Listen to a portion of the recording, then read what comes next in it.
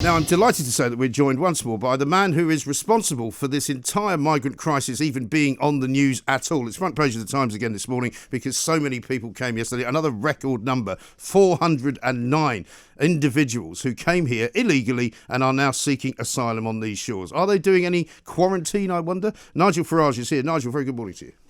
Good morning to you. Thank you very much indeed once more for joining us, Nigel. I mean, a very apposite day to be here on the radio, really, because the front page of the Times does make for some rather grim reading. But no matter how many times we get told by Priti Patel that there's going to be a change of plan, a change of law, a stopping and searching or something, nothing seems to be happening. No, it's funny, isn't it? I mean, the bigger the crisis gets, and by the way, it was all very predictable. You know, I could see all of this 4 or 5 months ago. We knew a huge number would come this year. Even I didn't think we'd get as high as 400 plus in one day. But the response to it is tough talk. The response to it is promises it'll all end soon. Then we see pictures of Royal Air Force spotter planes in the Channel, military drones, a former Royal Marine has been appointed. And all this does is just to illustrate our own impotence. This is about political will. Now, you said that later on in the show, you're going to be talking about Tony Abbott, all right? Tony Abbott, the former Australian Prime Minister, he's in London this week. He faced exactly the same crisis as the Australian Prime Minister, all right? Boats coming, illegal migrants coming from Indonesia. Bigger boats, bigger journeys, more people, but the principle exactly the same. And Abbott had the courage to stop those boats, turn them around, tow them back to Indonesia, and to send out a message which said, anybody that comes illegally to Australia via this means will not be allowed to stay, full stop. And guess what happened, Mike? The boats stopped coming. Exactly. And until we've got the political will there, and it goes to the top, this must go all the way to Boris Johnson, who notoriously has been very soft on illegal immigration. Don't forget that twice as mayor of London, he even proposed total amnesties for all the illegals living in London. Unless Boris has a change of heart, not only will this crisis continue, not only will the numbers continue to rise, not only will hotels all over the country be filled up, but what will also happen is trust in this Conservative government will start to evaporate. They promised the British people, and it was part of the Brexit promise, wasn't it, that overall numbers coming into Britain would decline. And we're now seeing legal and illegal immigration running at all-time highs. Yes. And they may not care about it in Westminster. They may not think this is a really big issue. I promise you, out in the constituencies, and particularly in many of those red wall seats, this issue is red hot. It really is. We had a call from a listener in Coventry this week, Nigel, who told us the story, which was then reported in the local paper, of a load of buses turning up in Coventry, which is a city of sanctuary, another, secret sort of project that we were never told about, which basically means that people from other countries who come here illegally get ahead of the game in terms of getting a council house, ahead of people from this country. But the Coventry City Council actually rejected these boat people who were on these coaches and said, no, we don't accept them, and they were sent on their way. Now, I don't know where they went. Nobody knows where they went, but they were driven off and presumably put up in a hotel somewhere outside of Coventry. That's the problem, isn't it? Now, this is the Royal Court Hotel you're talking about. Yes. It's a pretty big hotel. 17 coaches turned up, and you're quite right. The local council put their foot down. The same thing, of course, happened when I visited Priti Patel's constituency of Whittam in Essex, where I found a hotel in her constituency that was filled. And of course, because it's the Home Secretary, they acted and the migrants got removed. But it doesn't mean they got sent back to France or Pakistan or Eritrea or anywhere else. They're still here in this country. The number that you quoted earlier is 48,000 people. I would guess that's probably now an underestimate. We're also talking, by the way, about a bill for all of this that is now in excess of 1 billion sterling every single month. And I've been absolutely bombarded with emails from people from all over the country. One of the common things I get are people saying, my daughter's 8 months pregnant, can't get on a council housing list.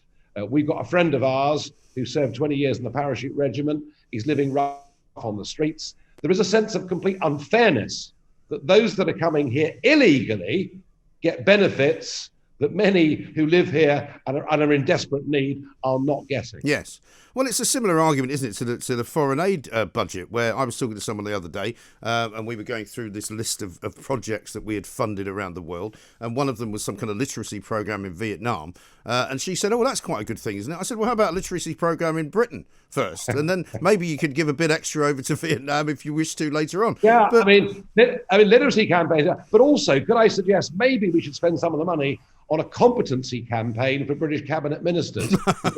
They're struggling a bit with that. Well, that wouldn't be bad. Also, we saw some new figures coming out of the Home Office last week. You've probably seen them as well, in which it said, and this staggered me, that there are now 44,451 people awaiting a decision on asylum. Now, I don't even know how long many of those people have been here, but some of them applied for asylum in 2006, and it's now 14 years on, and they're still waiting. Yeah, I mean, we were told years and years ago that the Home Office was not fit for purpose, and we were promised it was going to be reformed. Theresa May was the longest serving Home Secretary in modern times. Nothing changed. And we now have in Priti Patel, the toughest talking Home Secretary, but is she going to deliver? And that really is the big question. So, look, the whole system is bust.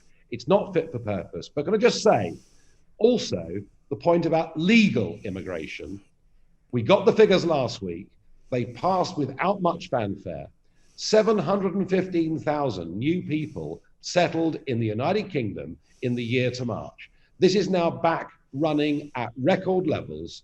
And I would suggest that at a time when the furlough scheme is about to come to an end, when unemployment is likely to go, and we don't know yet, but possibly as high as 4 million, we should not have immigration levels, legally or illegally, running at these numbers. No. And also, a lot of the kind of, shall we say, arguments that were made for what you would call low-skilled immigrant workers coming into this country were for them to do the jobs that people in this country didn't want to do. Clearly, that's not going to be the landscape that we're going to be looking at over the next 2 or 3 years, because if people are out of work, they're going to need work of any kind, aren't they? Of course. I mean, look, I never bought that argument. I mean, all it was a means of driving down labour so that the minimum wage became the maximum wage for millions of people in this country. That's the reality of what we did. It started during the Blair years, but sadly continued through Brown and Cameron too. I want us to have as good a relations in this country between all communities that we can possibly have. But that is only going to work if people come to the country the right way, legally, through the system. And I can assure you of one thing, and perhaps the Guardian don't understand this. It isn't just white indigenous people that are angry with what's going on in Dover. Many of those who've come into Britain from other countries around the world legally, done the right thing, been registered, in many cases become, naturalized Britons, they're even angrier because they had to do this the legal way. They had to do this the hard way. So I think there's a remarkable sort of 75% of the country are concerned or very concerned about what's going on in the English Channel and its knock-on repercussions. And if the Tory party don't grip this quickly, it's going to do them huge damage. Absolutely right. And one of the other things we've learned from the Australian experience is that they actually did not keep wages artificially low because their trade unions and their left-wing politicians actually fought for the people of Australia and said, no, we're not going to let cheap labour come in from overseas and undercut what it is that you do. That's not going to happen. And so they weren't able to give these people work, which was another reason that they stopped coming as well. But what do you think is the political will that's lacking here, Nigel? Because, it seems to me there are three kind of prongs to this. There's the human traffickers themselves who should be locked up and should be rounded up and should be found. There's the lawyers who continue to fight for these people who come here. And as I've said many times, you can't really blame them for wanting to come here because it looks like a pretty easy ticket. And three, the ability or the inability to send anybody back. Look, at the end of the day, why are people coming to the United Kingdom and not elsewhere? It's to do with pull factors, isn't it? Yeah. And the pull factors are getting bigger and bigger and bigger. I mean, a 4-star hotel, 3 meals a day, £40 a week spending money, free healthcare, free dental care. Oh, and for some of them, a trip round Anfield. Yes, of course. Even into the trophy room. Right. And I'm told that my clippage of that has actually been used as a means to recruit more to come. So That's what we've been told. Very happy about that. No, listen, your clip has gone viral in Sudan, Nigel. I mean, because that's where the human traffickers are turning up at refugee camps there and saying, look what you could be doing. Instead of sitting here wondering where your next meal's coming from, come with us. Here's a phone. We'll give you a job and everything's going to be great. Yeah, the pull factors are too great. And of course, when your claim to be a refugee fails, as inevitably it will, because very, very few people that are coming in via this route would qualify under the 1951 Geneva Convention status on this, then of course you're not deported, you just disappear into the economy. So look, at every level, we are getting this wrong. It's been going on for years in the back of lorries, caravans, even refrigerated units. And of course we saw that terrible disaster at Tilbury last year. The difference is, coming across the English Channel by boat is more visible. The British public and population have woken up to it, and they really have had enough. They really have. But as far as the conversations that you and I have been having, Nigel, just even over the past month or so, literally nothing has changed. The only thing that's changed is the size of the number of people coming over, which is growing literally by the week. Yeah, I mean, what has changed is we're spending even more money every single day on drones, aircraft, Border Force, Royal National Lifeboat Institute boats. I mean, the daily cost of this is absolutely humongous. But you're going to put the whole British Navy, well, what's left of it after 10 years of the Tories, but you could put the whole British Navy in the English Channel. And all the while the rule is, once they cross the 12-mile line, they can stay. What is the point? Yeah. Well, I don't understand what the drones are for. Are the drones there so that we can see how many people are coming before they get here? Because if that's all they're doing, then there isn't really any point, is there? Well, I think what the drones do, actually, is to point out to Border Force and Lifeboat exactly where the dinghies are, so that our taxi service can become even more efficient. It's extraordinary, isn't it? I was saying to Julia Hartley-Brewer, perhaps the secret weapon in all of this, of course, might be Gary Lineker, because if they know that they're going to come here and end up living in his house, that might prevent a few of them from coming as well. Well, very interesting. We'll see who they pick. Yes. To pick in Gary Lineker's house. I'll bet you it's not somebody who fought for ISIS in Syria. No, I imagine that won't be the case. But also, as Julia pointed out, he did say he would do this in 2015. And thus far, he hasn't managed to find one migrant that he wants to put up out of the 48,000 that have come this year. We'll see what happens. But whatever Gary Lineker does or does not do is actually in some ways a distraction against the real issue. Yeah. And the real issue is we are being humiliated on the world stage. The real issue is we have a government that finally, having been reminded a bit last year, I think, in the European elections, picked up the mantle of Brexit. And of course, that means taking back control. And it looks like they've lost control completely. It really does. And does that make you feel slightly uncertain as well about the rest of the Brexit situation in terms of these Barnier sort of negotiations, which don't appear to be going anywhere?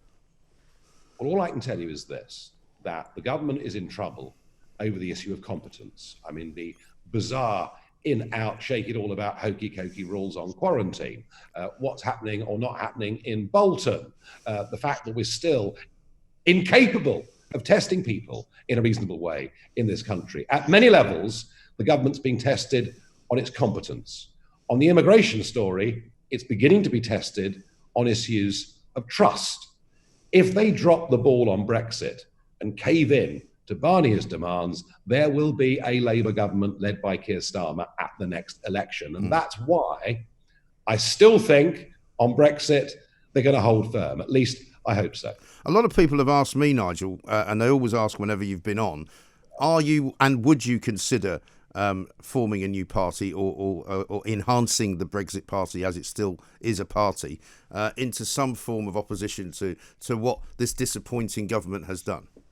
Well, look, I mean, if they drop the ball on Brexit, Mike, and if we finish up on the 1st of January next year, having not taken back control of our fisheries, not being free of the European Union's rule book, not able immediately to start signing our own free trade deals around the world. If they drop the ball on this completely, then I think I'm duty bound to come back and give them a kicking even harder than they got last year. Yeah. Beyond that, I mean, I'm in no doubt that our entire political system is in need of urgent reform.